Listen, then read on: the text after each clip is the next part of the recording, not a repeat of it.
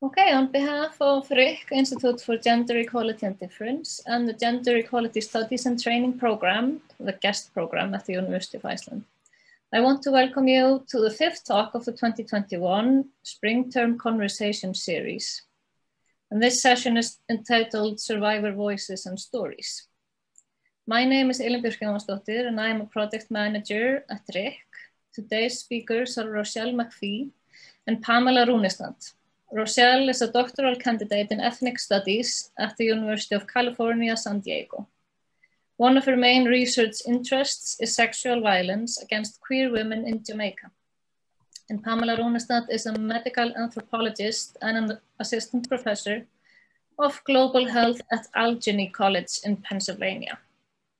The topic of the series of these events is Me Too Thinking Ahead, and it follows up on two recent books on Me Too.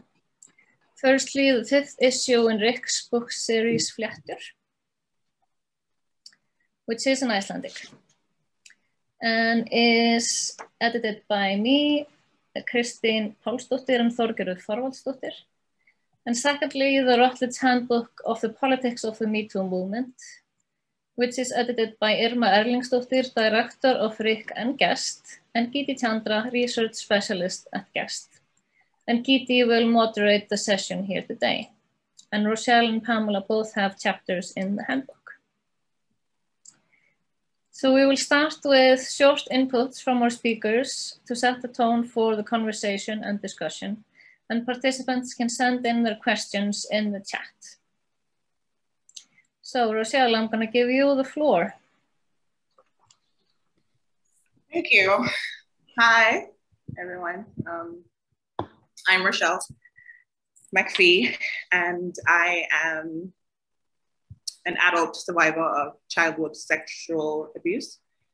And I guess I want to start by saying thank you for having me, and shout out to DT and Irma for giving me space for my voice in this publication and allowing me to speak in ways that feel authentic for me. I mean, even if it's extremely hard. I think given how we lose power in the face of violence, I think it is so important to have a sort of restoration of that power by allowing people to show up in their full humanity and to call things, as they see them.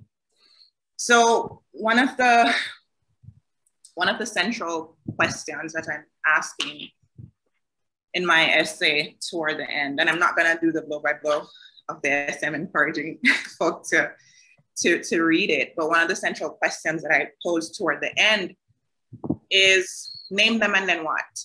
Name the perpetrator and then what?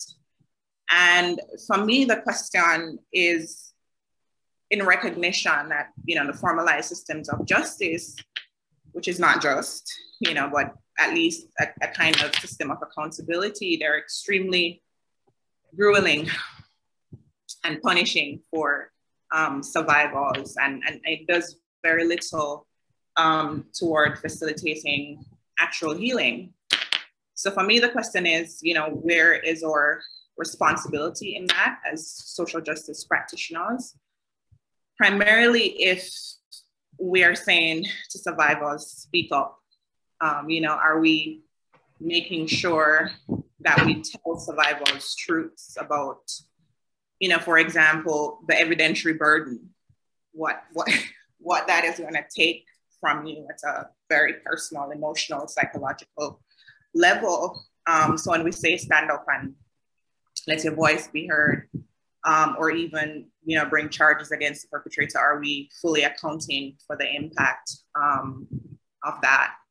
And I'm not at all suggesting that we shouldn't be advocating for holding people accountable through the justice system, but I think unless we have an opportunity to assess situations at an individual level, meaning for the individual survivor, and that may mean finding out from persons who have experienced harm what a way forward for them could look like. I think until we have a way to provide adequate counseling support or to connect women with other women who have, had similar experiences within and outside of the formal system, and, finding out if they're willing to have these conversations with survivors, until we know that there is a way to take people out of, the immediate context of that violence, whether that's about, helping people to leave home or to find a job, or, any place that kind of removes you from a certain degree of vulnerability. I think we need to have like a very hard think about those calls to go through that kind of formal channel of accessing justice. And related to that, and based on my own experience, I think there is a way that we think we have the necessary tools, right? And we don't recognize that those tools, having emerged out of a context where the violence is so normalized, how we be in this work can also cause harm, because again, those strategies are emerging within this context. And I'm wondering, for example, if we have people who are speaking with survivors who are not survivors themselves, what does that mean? And if we don't have people who've had training, and I don't even mean like a formal violence against women kind of training, but also people who are very invested in like reading the stories of survivors, listening to their accounts of survivors, and trying to figure out, what an appropriate response to somebody who's experienced harm could look like. And I mean, it took me 14 years to publicly disclose my experience of sexual violence. And in that time, I carried my trauma so deep in my body, to the extent that it affected how I was in relationships, how I was using alcohol and cigarettes, and how I was relating to sex, and how I would get so flustered and anxious. And I still do. I still do whenever I feel like I'm being examined. And that can be in the classroom, or, that can be in my work, or on a panel like this, where I'm feeling so naked and so exposed. And, there's a way I've always just said, I'm shy. That has been the thing that I say, I'm shy, and I wasn't actually fully present to that being related to my experiences of harm. And the interesting thing is that I began to do this work, and I was not paying attention to my own stuff, but I was engaging women who had been violated, and in some ways I was encouraging them to talk about it and to name people, without having done that myself. Because, yeah, again, I hadn't really identified as a survivor. I hadn't come to terms with my own shit. But when I was triggered in a way that I couldn't ignore it, and I was the one now being encouraged to own that publicly, I began to relate to myself at first as a victim. And for me, the recognition of the gaps in what we were doing became evident like super quickly, because now I was in that position and having those experiences. And I realized how important it is when you say to a survivor, you have my support and I stand with you, that you actually mean that. Because when I step forward, I feel like so much of the support that I thought I had fell away, and I'm asking, where are the folk who got me to this point? Who is turning up in court? Who is there for me to cry and, shed the shame and the pain? And how am I the only one left holding this bag when there was supposed to be this movement behind me? There were supposed to be these people who were going, this is an opportunity. And, other questions about getting people to understand that this way that I am in my body was perhaps always about this thing that happened to me. And that's what I mean. That's what I mean, that we can't just tell survivors to do this because of visibility is important and because, you know, it helps the movement.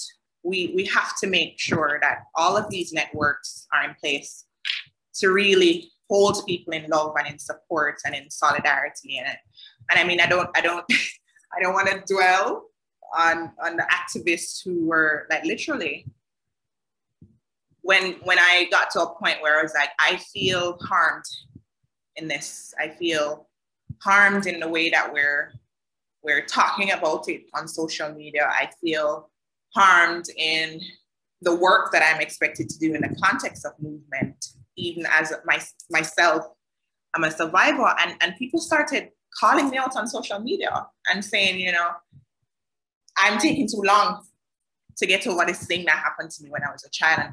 And so that's what I mean when I talk about the necessity of being so very deliberate about who we are calling to engage in this kind of work and leaving survivors with them and, you know, having these conversations, because at so many different points and at so many different levels, it's possible that people will do things that are harmful. Sometimes they recognize it and that's the intention, but sometimes they really don't recognize the ways, you know, the ways they too are like reproducing this kind of harm. And I mean, it's going on 4 years and nothing has been resolved in the courts, but I feel I have made significant strides. And that's about, you know, people like law professor from UWI, Tracy Robinson, who didn't even know me, but, you know, who connected me to people like Mara Larsai, who's also a contributor in this project, who kept saying to me, you know, Rochelle, what does justice look like for you? You know, not the movement, not for anybody else, for you. You know, it's a million conversations that have helped me to make these connections with how I show up and what happened to me. And it's spaces like this and an opportunity to write honestly about the things that have affected you, the lifelong process that it has been, that I think is the thing, because at the end of the day, in my mind, justice is about helping people to get to a place where they do acknowledge, you know, what has happened to them, but it doesn't keep chipping away at you, you know, at least not every day. It's about moving from surviving to thriving. And I genuinely do not believe that this will happen through the court process, even if there is some kind of conviction. And so, yeah, for me, it's really having women who are doing this kind of work really think about what we're doing, whether that's safe, whether we're being deliberate about not reproducing those kinds of harms. How are we setting up systems of accountability in our own communities, in our own movement? How are we accounting for our egos, right? Like if I say, you know, I feel like this is not helpful, it's more harm. Like, what are we doing to manage ourselves in those kinds of interactions with people who, yeah, we're trying to love and support and be in solidarity with. I don't want to ramble, so I'll stop here and then I'll wait for questions. But thank you. Thank you, Rochelle. I don't know if I'm able to convey everybody's gratitude that you're here and that you're talking to us about this and you're willing to do it, but thank you, and hearts from everywhere. Pamela, why don't you go next, and then we can throw open a conversation. Thank you, Giddy, and thank you, Rochelle, for starting us out. So actually, I wanted to do several thank yous, right, to Giddy and to Irma in particular. They reached out to me, it's been a couple of years now, but reached out to me about a piece that I had written for Somatosphere, wondering if I would consider including it in the volume, and I was really happy to do so. And so thank you also to Ellen and Arnor and wonderful colleagues there who have also been working really hard behind the scenes for things like editing and getting us to publication and setting up series like this so we can talk to each other. One of the benefits, I guess, of pandemic time, we can do this and be in different places. And so I'm thankful for that. In terms of just being part of the volume, I'm going to talk a little bit about what it was like to write this piece. I'll get there in a minute, but just the ability to be included in this volume, I think is really important. It allowed me to rethink, and I haven't read the whole thing yet because it's a lot, right? Pandemic time, but it's a lot even if it's not pandemic times. But it's allowed me to read through Rochelle's piece, allowed me to read through Angela's piece, the acknowledgements, the introductions, some other pieces, and just to start to think about, rethink the things that I thought, rethink the things that I wrote, thinking about restorative justice and carceral, responses to sexual assault, and try to figure out, what are we doing? Kind of echo what Rochelle has been saying. What are we doing? Who's we? Who's talking? Who's allowed to talk? But it's allowed me to think more deeply, and it's been helpful for me. And so also just to be here, to get the chance to talk to Rochelle, a little bit of this kind of came out already. The experience in the training piece, I think I want to talk a little bit about that in a minute, but, and these ideas of like responsibility and holding people responsible, and in what ways are people complicit when we're talking about systemic violence. So there's just these things that kind of arose to the top because I was included in these conversations. And so I want to thank everybody who participated in every single way, top to bottom, all around. It's been really helpful, and it's not always easy. Actually, a lot of times it's not easy. And I had mentioned to Gidi and Ellen and Rochelle before everyone came in, like, I actually don't like to reread my piece because it causes a lot of trauma for me to go back and think about some of these things. And so I'm glad that I did it. And I'm glad that you're all here with us so we can talk about it. This gives me hope.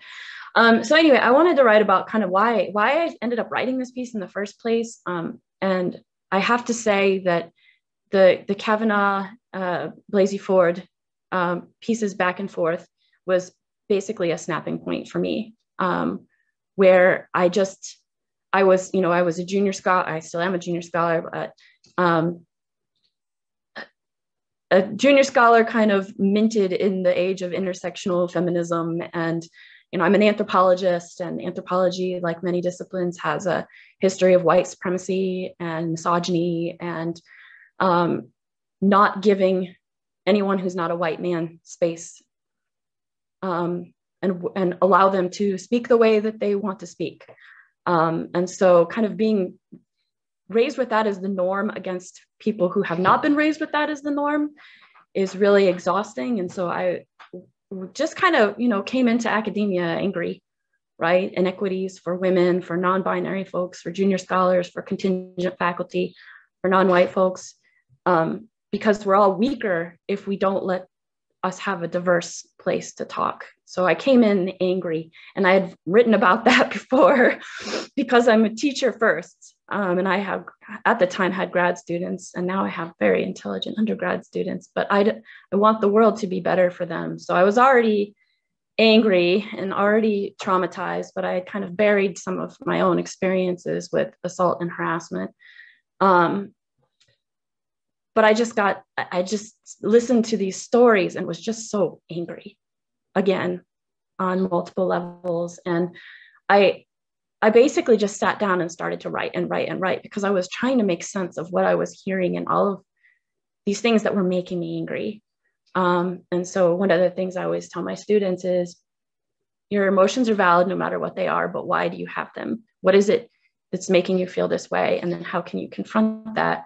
And so, I sat down and I wrote a bunch of things, and then I rewrote a bunch of things, and I tried to tease out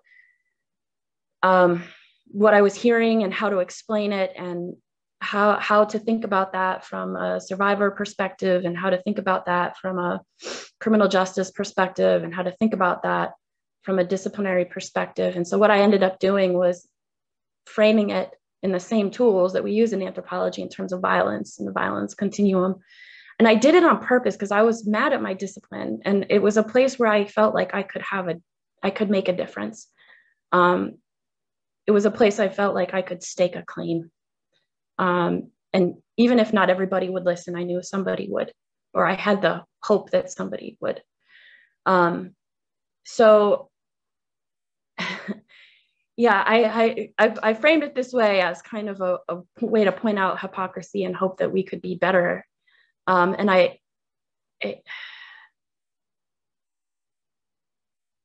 think that we will get better, but it's just very exhausting to keep having the same conversations again and again and again, and to keep pointing these things out again and again and again. But I know that that is part of the way. Anyway, so one of the things that kind of came out, I'll shift a little bit, is to, when I was reading Rochelle's piece, thank you again for sharing your work and your experiences, Rochelle.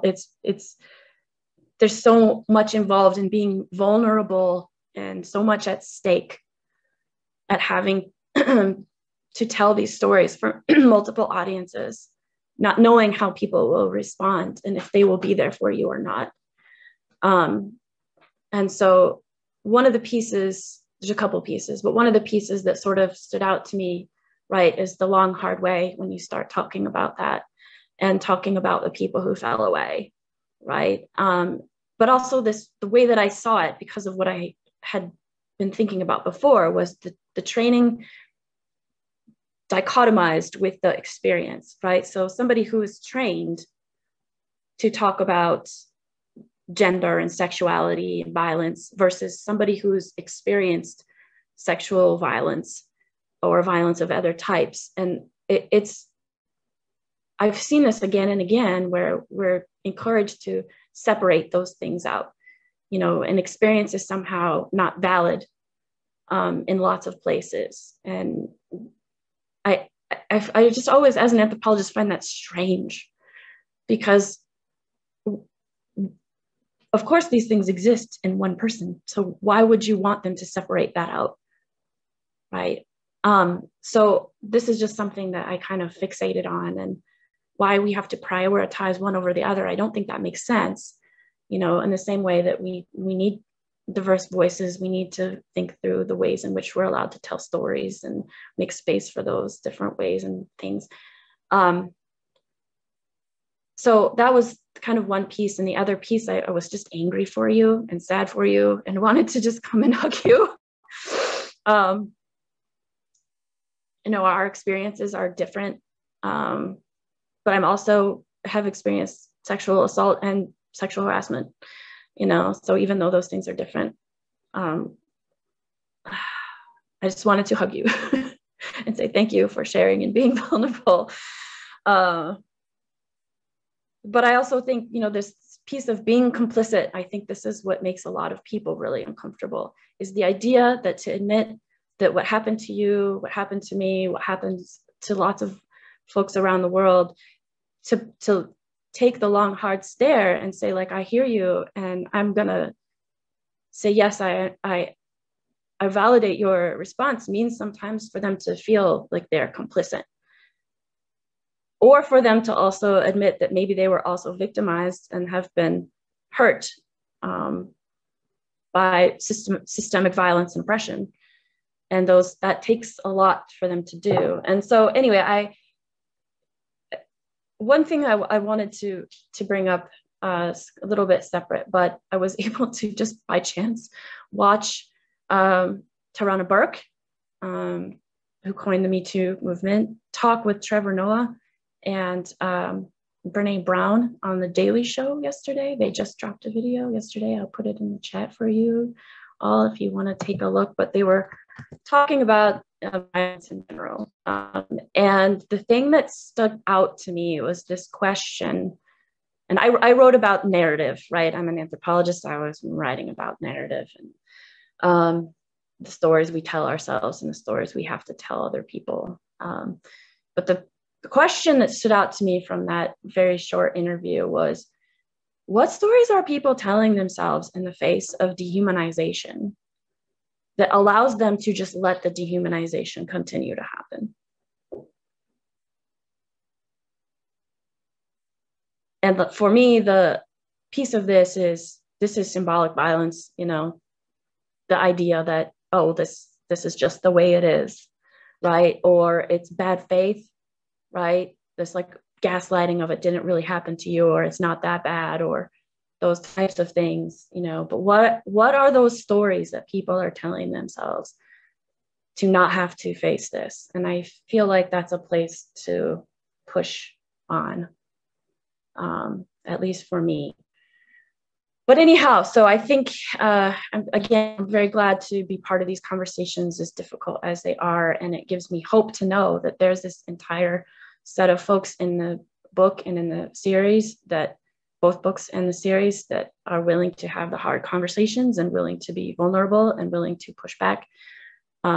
We can't always do that all the time. But when people are ready and able, it's nice to know everybody's there. So I think I'll stop there. Gosh, I want to reach out and hug both of you too. And this is the problem with being online instead of in a hall where we could have been together. But thank you so much. For everyone who may not have the book or has had a chance to look at it, Rochelle's chapter is a deep, sort of complex look at the place of the survivor's voice within the movement and what happens to it. I'm horribly thumbnailing it, but just to give you a sense of where her reference was coming from. And Pamela wrote this absolutely stunning chapter about positioning the reader as you, positioning the reader in the place of the survivor, and taking the reader through the process of having assault or something happen to you, and how and why the stories that the survivor is forced to tell about the experience come out or do not come out in the ways that they do. And it's really powerful, I think, because it's one of those questions that you know, we hear constantly with this movement and elsewhere. Well, why didn't you speak up? How come your story, you know, doesn't align with what you said earlier? How come this point is like this? Why did you take 3 years to do it? You know, all of that stuff. And she really takes the reader through that process to show you how and why the survivor's voice comes out in the way that it does. So I just wanted to give like a reference point for anyone who may not have that information. And I'm just going to let the two of you talk. And I will just step in only as needed. Thanks, Geeti. Thank you, Pamela. I'm accepting the hugs and love and support, and I'm returning that to you. As you were talking, you know, this thing about it not being so bad, I think for me, a part of that silence too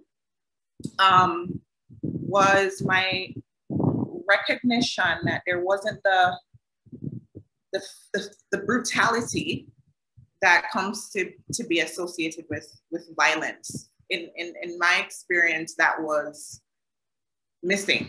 It was a missing element. And it's like, it's so difficult to have people understand the impact of that harm, because you weren't beat up, because, you know, you weren't stabbed, because, you know, all of these other ways women are violated. Like, how do you get people to recognize those things as violence? And I wondered, as you were talking, Pamela, and thinking about, you know, the different, you know, stories that you've, you know, read or written or just, you know, had a chance to engage, the frequency of that emerging as a reason that people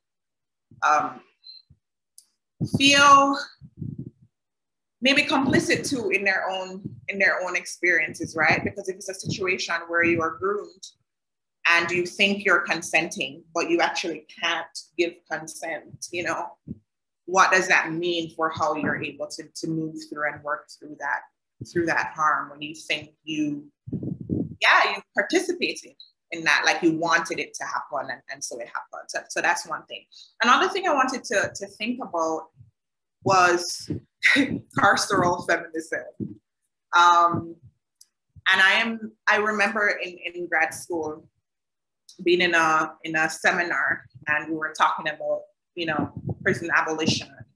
We were talking about how that is like deeply embedded in like a feminist kind of ideology, right?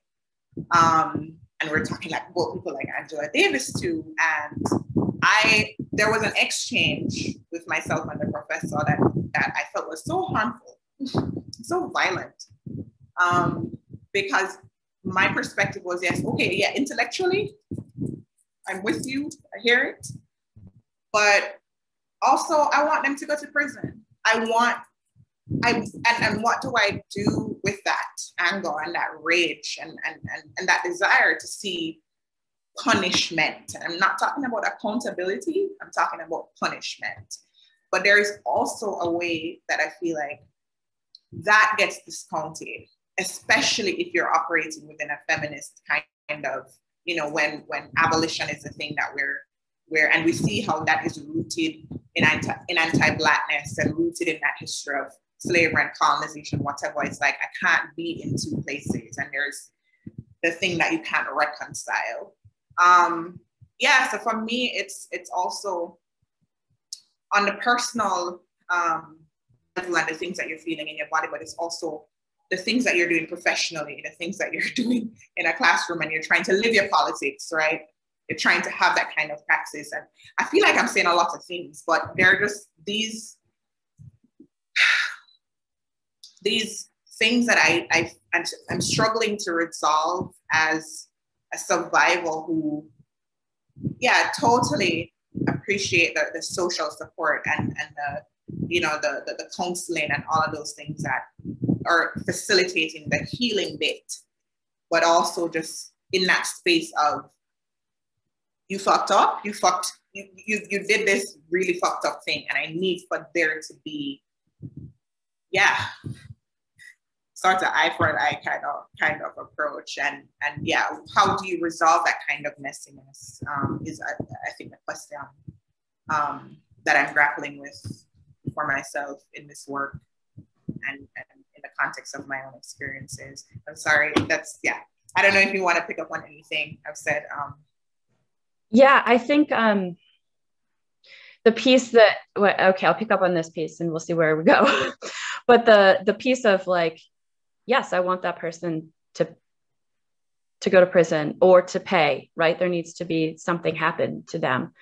I think this is the piece that I have visceral responses when I see the person that assaulted me.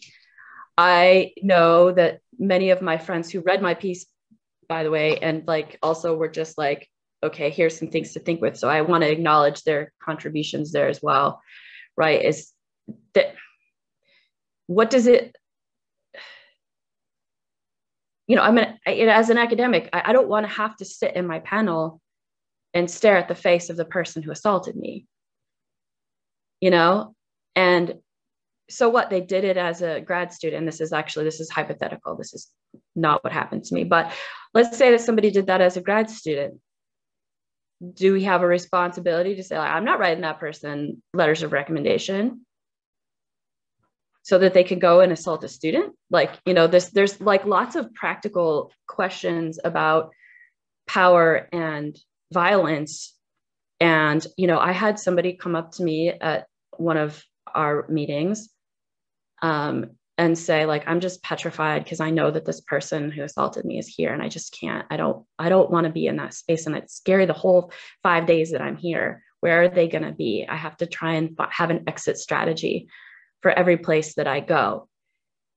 you know, and then you hear the like, oh, well, this person did this thing, should they pay with their career? Well, yeah, you know, like if they're going to continue to commit violence against their colleagues and students, then yes, you know. So I do have this like back and forth, right, of the carceral versus the restorative justice, and like who gets to decide and how do we talk about this stuff. Like we hear all the kind of lay versions of this all the time in the public, like, oh, some like 19-year-old fraternity boy, I'm stereotyping, did this thing, so should they pay for the rest of their life? And it's like, well, what about this person that they assaulted? They're going to live with this for the rest of their life.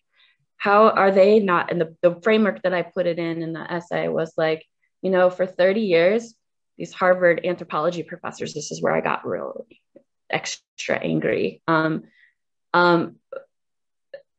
We have documented evidence, they admitted it, like they've been doing this for 30 years. What about the careers of all of those people that they worked with? We have lost, those women lost individually, the discipline lost, we lost as a society.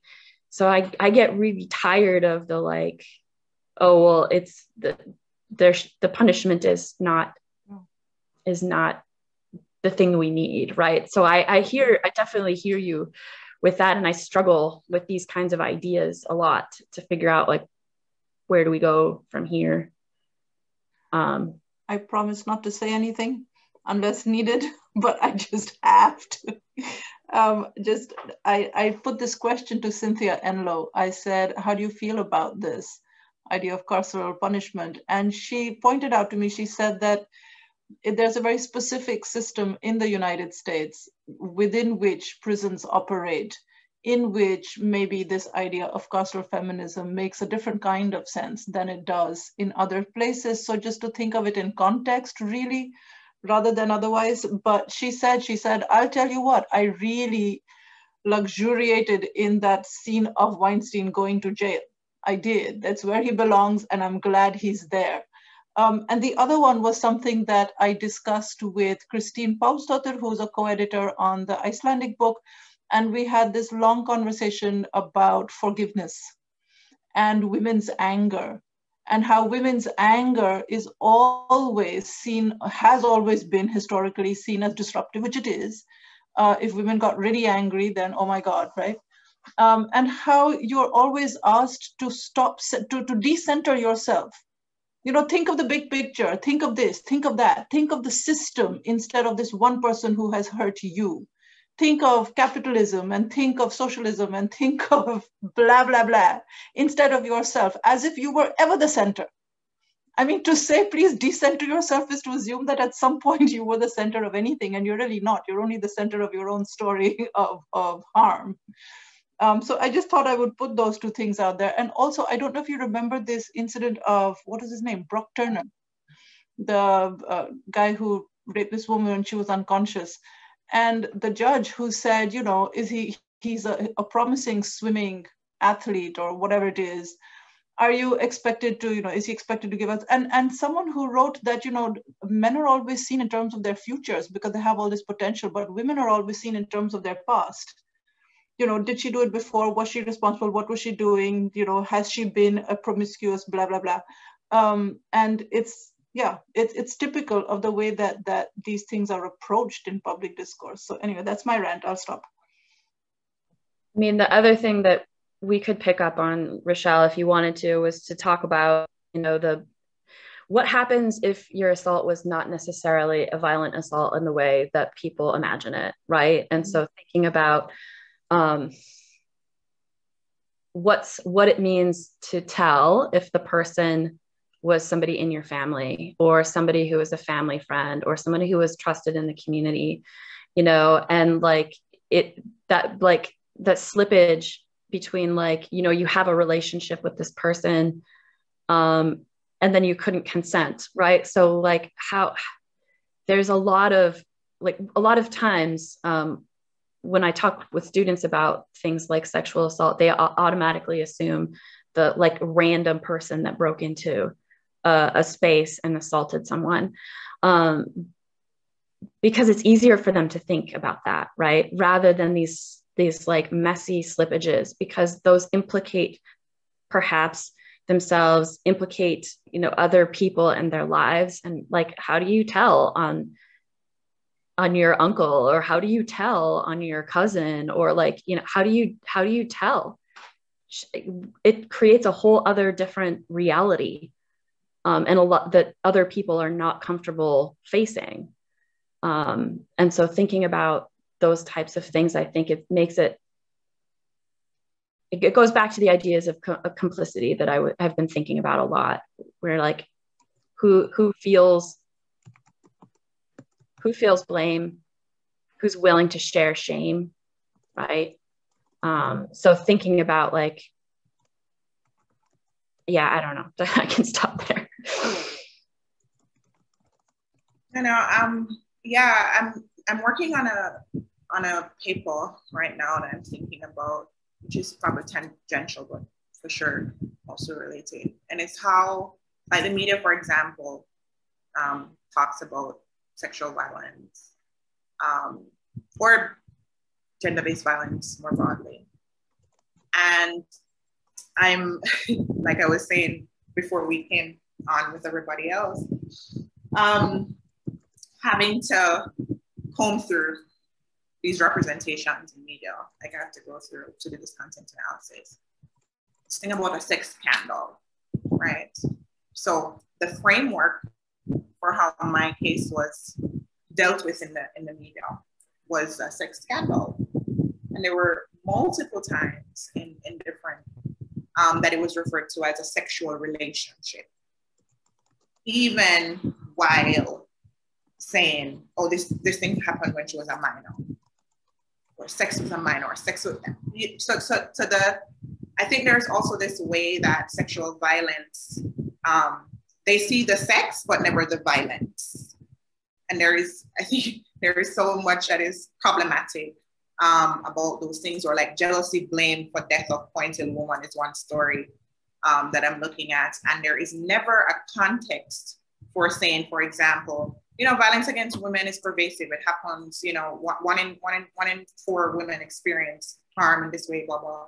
There is never that kind of contextualization. So as you were saying, when, you know, the thing is a stranger rape, it's never the person in your family, it's never your teacher, it's never your pastor. I feel like that harm becomes even more possible when there is not that kind of context created around sexual violence. So people will always see it as something that is other, see it as something that is not related to them because they haven't experienced it in that way. And it makes it so difficult for people to recognize how they're actually, what the situation that they're actually in is a violent situation, even if it does not come with these things that are readily read as violent and harmful. So that's also another dimension. I think the need to, beyond thinking about prisons, beyond thinking about, you know, we need to go to court, beyond advocating for legislative reform, how are we also like having those conversations about the ways we talk about those things, and you know, the accountability around the media, you know, reporting on violence as well. So that's something else that is kind of, you know. Yeah. I'm going to open the floor up just for questions. I see some comments here. I just wanted to remind you also that there's Karen Boyle's chapter in the handbook, and she talks about how the creating of the monster figure of Weinstein kind of actually encourages or seduces people into believing, as you were saying, that all perpetrators are monsters and not someone's uncle or cousin, and how harmful that can be. But Randy Stebbins has a comment, and Randy, maybe I'll just let you unmute yourself and you can, you can just speak if you'd like to. Ellen, is that possible? Yeah. Thanks, Geeti. And thank you both so much. I really, really appreciate your comments and just the whole discussion here. And I think it's such an important discussion to have. I threw in the chat that I'm both a survivor and a lawyer. And I also work with primarily women who have experienced various levels of violence. And Geeti, I think you also threw in, you know, this whole idea about justice and punishment and eye for an eye and decentering yourself, right?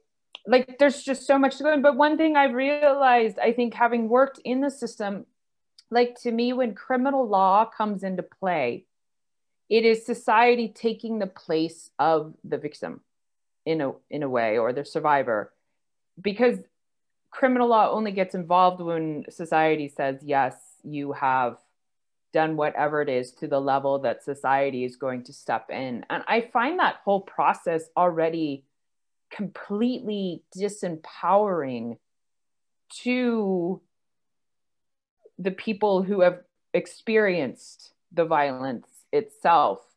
And again, I'm of two minds of it. Yes, we do want society to say, that's enough, right? But then because the role of whether or not to prosecute, how to prosecute gets taken over by the prosecutors, I find that whole thing to just be frustrating, both as somebody, as a survivor myself, and as somebody who works within the system. It just, to me, means that there is inherently no justice for the survivors in the system, because society steps in and says, we're gonna define for you what justice is. We're gonna define for you all these other things. So that's one, you know, thought. I don't know if people have thoughts on it as well, that comes to mind from my own perspective as well. Thank you. Does anyone?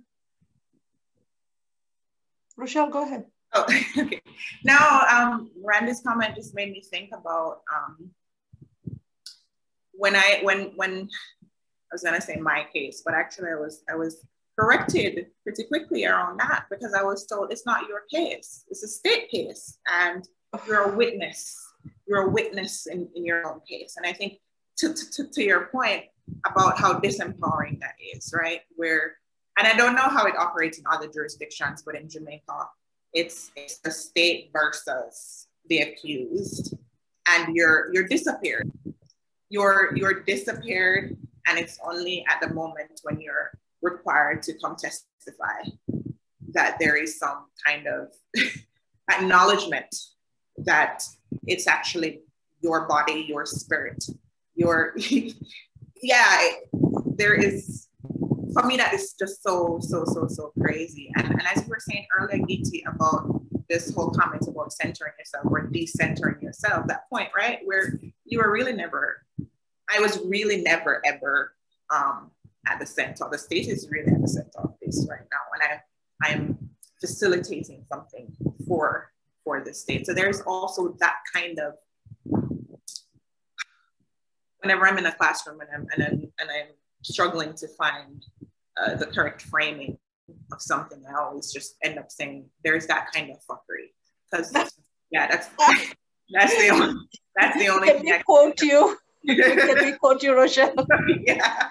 So yeah, that's the kind of fuckery that we have to deal with as survivors. Yeah. Yeah. I mean, as soon as you tell, whoever you tell, I mean, so one of the things that I was like sort of playing with and as I was writing, right, is like, well, you tell yourself first because you're trying to make sense of what happened to you. And it's not like it's a linear thing, and it's not like you just are able to do that. I mean, it might take years to be able to like create a narrative that makes sense to you about what happened to you.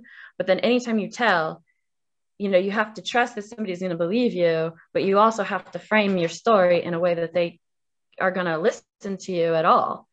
And so like the story that you tell the police officer is not the story that you maybe tell in court, exactly because of how you get questioned, versus how you tell your best friend, versus how you tell, you know, like there's just like multiple versions of what happens to you. And then like the decentering happens to you, right? To borrow kind of Geeti's like discussion of decentering, like it happens to you, and then it's all of a sudden these other things that have these other lives that people do different things with that you can't control. You know, it's like, yeah, I see Randy's point, right? Like, like objectification and othering, right? But it is taking your story away from you, right? So in that way, it is also decentering, right? So there's, you know, the second that you tell, then the story moves away from you. And so I all three of these are really useful to think about. It just kind of depends on how you want to talk about it, right? Othered, objectified, decentered, you know? So like playing around with these and trying to figure out like, well, how do I do it now? So how do I maintain any control over what happened when I didn't have control in the first place, right? So the thing that you might have control of is the story you tell yourself in your brain, you know, something to think with. Yeah, can I just jump in on that too? I think it's interesting too, because you're talking about how you have to essentially shape the story based on who the person is, shape the experience. I don't even want to call it a story, the experience based on who the person is. But what does that mean in terms of the evidentiary burden too? Because if we're thinking about things contemporaneously, you know how they put it, who did you tell at the time? And so you gave E.T. one account or some bits of it because you have to make it palatable. And then you give Randy some other, and so because of that becomes the inconsistency, you know, and how that also is mobilized against you to say a thing actually. So there are all these hoops, there are all these different ways that the full range of your humanity is just not accounted for at any point in this process. So yeah, just wanted to add that. Yeah, we're kind of coming down to our last 5 or 6 minutes, but I was wondering, Pamela, when you said, you know, that very powerful question, what are the stories you tell yourself about dehumanization that allows you to let the dehumanization continue? I mean, I think we all have some kind of perspective on that. Do you want to just speak to that question a little bit? I mean, and the question comes from Tarana Burke and from Brene Brown. So that's like not my question, but it became my question, right? Yeah. So like, oh, okay. So thinking about, okay, the tools that I use a lot with my students is things like positionality and critical reflexivity. You know, if you're mad, why are you mad? That kind of stuff. And so I was like, oh, this is another layer of question, right? Like I see this thing happen and I'm either paralyzed and I'm not going to do anything about it, or I'm going to do something about it. But what are the stories that people tell themselves that they just allows them to walk away? And so this is actually just a fresh question for me. And I've just been playing around with like, how do I use this in my daily life? And how do I use this in the classroom? Because I think one of the places where I feel like I have power is to help students talk about things, you know, but that's also hard, right? I never know who in my class has experienced sexual assault, you know, so walking in and talking about things like this is not easy for lots of reasons, but, you know, it's a good tool question. And one that I might work into lots of other scenarios, right? So it's general violence question, right? So that makes it useful. So I think one of the things we can think about is what makes it useful in this scenario with sexual assault. So I don't know. So for me right now, I'm just kind of thinking like, oh, this is a thing for my brain to chew on. Yeah, it's a very powerful question. I think just being able to ask it is eye-opening.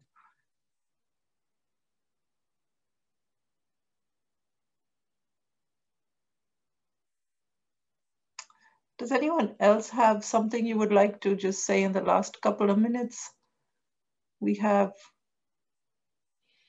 Randy, please go ahead.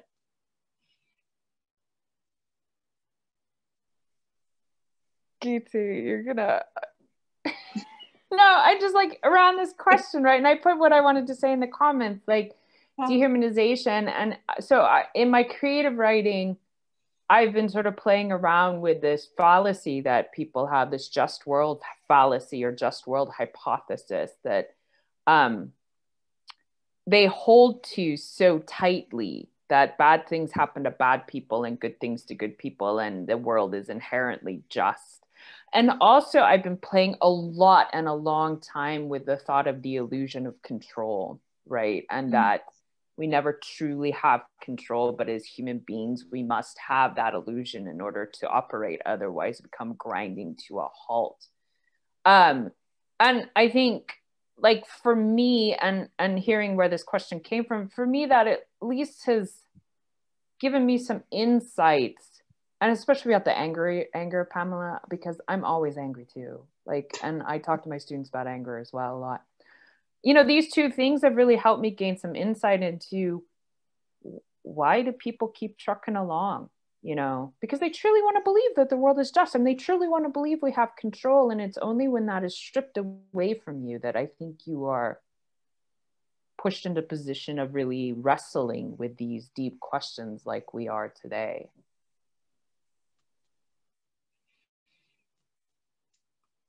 Are you back with us, Pamela? Okay. Yeah, gosh, well, thank you for thinking aloud there for us, Randy. You guys, I'm not sure that anyone is ready to stop talking. I think people are just thinking a great deal about it and assimilating a lot of what's been said. But this is probably a good time to say thank you very much to everyone who's been in and commented and chatted with us. And thank you to both of you. It takes courage, and it takes, gosh, I don't know, passion, compassion, and a real investment, I think, in seeing the world become at least a better place, if not the just place that Randy insists it's not. It takes a real investment in all of that to really put yourself out there, talk about it, write about it, discuss it, explain it. It's a lot of labor, and I cannot thank both of you enough for this, for writing in the book, for talking to us, for helping keep the movement going.